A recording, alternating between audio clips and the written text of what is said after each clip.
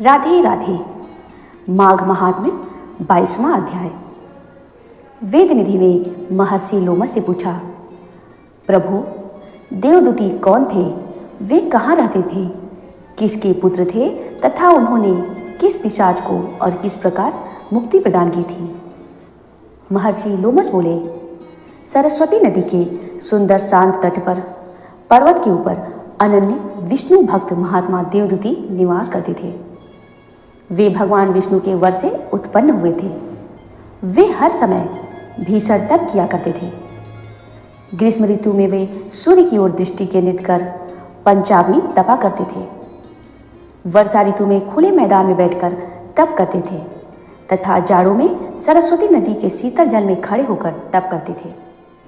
तप करने के साथ ही तपस्वी देवदूती चंद्रायण व्रत की विधि से जीवन व्यतीत करते थे। इस तरह उन्हें जीवन व्यतीत करते हुए 1 सहस्त्र वर्ष हो गए। उनकी तप क्षीण काया मांस रहित होकर मात्र अस्थियों तथा नाड़ियों व नसों के रूप में शेष रह गई थी। तथापि उनकी मुखाकृति पर प्रभामंडल के रूप में छाए विष्णु भक्ति के तेज पर किसी की दृष्टि स्थिर होना संभव न था। विष्णु भक्त देवदूती प्रतिदिन सुगंधित पवित्र पुष्पों द्वारा वेद सूक्ति के परम मनोहर स्तोत्र पढ़कर भगवान विष्णु का पूजन किया करते थे। एक दिन वैशाख मास की एकादशी को वह मग्न मन से भगवत पूजन में लीन थे कि उनकी स्तुति से प्रसन्न होकर भगवान विष्णु गरुड़ पर आरूढ़ होकर उनके सामने आ उपस्थित हुए।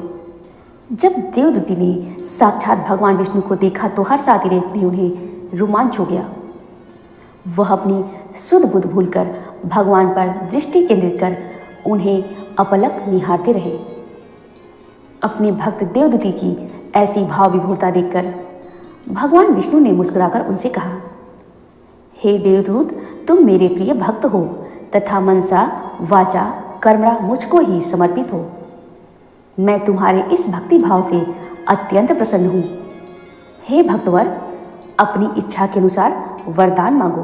देवाधिदेव भगवान विष्णु के ऐसे वचन सुनकर प्रेमानंद मग्न देवदूती ने करबद्ध होकर निवेदन किया, हे करुणानिधि, कमल नयन, शेषशायी देवाधिदेव सर्वेश्वर, आपने अपनी माया से यह उत्तम मनोहारी रमणीय शरीर रूप धारण किया जो योगियों, ऋषियों तथा तपस्वियों को भी दुर्लभ है। आपके दर्शन पाकर प्रभु मैं कृतार्थ हो गया। हे प्रभु, आपके दर्शनों से श्रेष्ठ और कौन सा वर है जो मैं मांगूं? हे करुणानिधि, दया सागर, दीन बंधु, आपके दर्शन प्राप्त होते ही तीनों लोकों के उत्तम फल की प्राप्ति हो जाया करती है। समस्त कामनाएं तिरोहित हो जाती हैं। आपके दर्शनों से श्रेष्ठ ऐसी कोई वस्तु नहीं है जिसकी मैं आपसे याचना करूं। हे लक्ष्मीकांत, मैं आपसे एकमात्र यही वर मांगता हूं कि मेरे हृदय में सदैव आपकी भक्ति बनी रहे। मेरी अन्य कोई कामना नहीं है। केवल आपकी अचल भक्ति की ही मेरी एकमात्र अभिलाषा है। अपने भक्त देवदूती के ये वचन सुनकर भगवान विष्णु ने कहा, हे भक्त प्रवर देवदूती, तुम्हारी कामना नीति, धर्म और भक्ति से ओतप्रोत है। हे निष्पाप, मैं वर देता हूँ कि तुम्हारी भक्ति और तप में कभी भी कोई विघ्न बाधा उपस्थित नहीं होगी। साथ ही तुम्हारे द्वारा निर्मित इस स्तोत्र को सुनने वाले भक्तजनों के समस्त पापों और संतापों का नाश होगा। भक्ति भाव से इसका पाठ करने वाले दैहिक, दैविक और भौतिक पापों व संतापों से मुक्त होकर मेरे परम धाम विष्णुलोक को प्राप्त करेंगे। मेरा यह वचन संशय रहित सत्य है। महात्मा देवदूती से ऐसा वचन कहने के पश्चात भगवान विष्णु अंतर ध्यान हो गए। विष्णु भक्त देवदूती पुनः भगवान विष्णु की भक्ति में लीन हो गए। जय श्री कृष्ण, जय श्री कृष्ण। आगे की महात्म्य को सुनने के लिए मेरे चैनल को लाइक व सब्सक्राइब करना न भूलें।